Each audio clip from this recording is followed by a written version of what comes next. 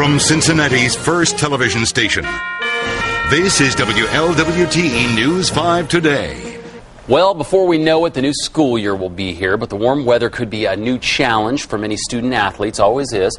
With me today is Dr. Matt Daggy with Beacon Orthopedics and Sports Medicine, with what parents and students should be on the lookout for. Thanks for coming, Doctor. Thank you for having me. Yeah, what is the biggest worry about the heat and athletics? Well, the biggest worry really with heat and athletics is heat exhaustion or heat-related stroke injuries. There are quite a few things that parents really can do to help prevent against that. Yeah, we talk about hydration. Talk to me about when hydration's got to start. One of the things I've always heard going into this is that you don't know how early you have to start drinking the water before you participate. It's not like you can have a half-gallon of water before you walk on the field and be okay, is it? No, it's not. You really need to be starting hydrating about 2 hours prior to your activity. 2 hours? Yes, you want to be drinking about at least 16 ounces of fluid before about 2 hours prior to the competition. Okay. And then you want to be drinking about 8 ounces about 10 to 20 minutes beforehand.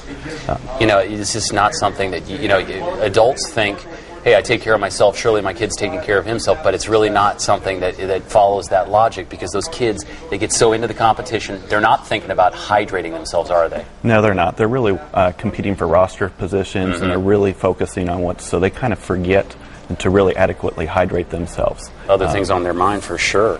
Yeah, well, what should they watch out for on the field? What should parents and coaches watch out for to give them a sign that maybe their child is getting in trouble with heat? Sure.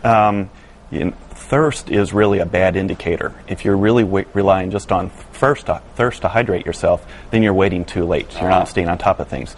Kids are concentrating on the plays, going through the practices, and they're not really thinking about thirst. So you really have to be on top of it. Coaches should really be giving them breaks every 10 to 20 minutes to make sure that they're getting proper hydration and giving them breaks where they're in the shade in between different drill sets. You know what they used to do for us during 3 days in soccer at the beginning of the summer right here in Cincinnati when I was a kid?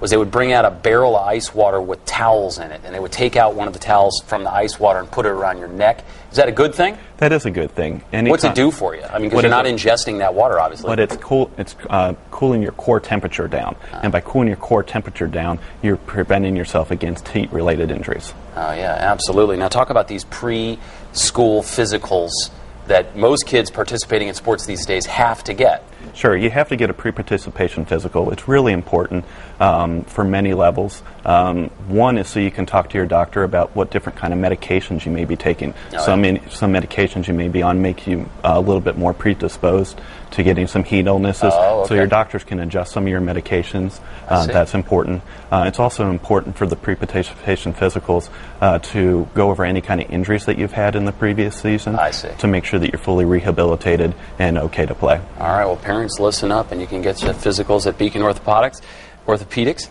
Dr. Daggy, thanks for being with us today. Nice to meet you. Nice to meet you. Absolutely. All right, I don't know what that sounder was. Maybe it means it's time for City Cam. Let's see what it's dug up for.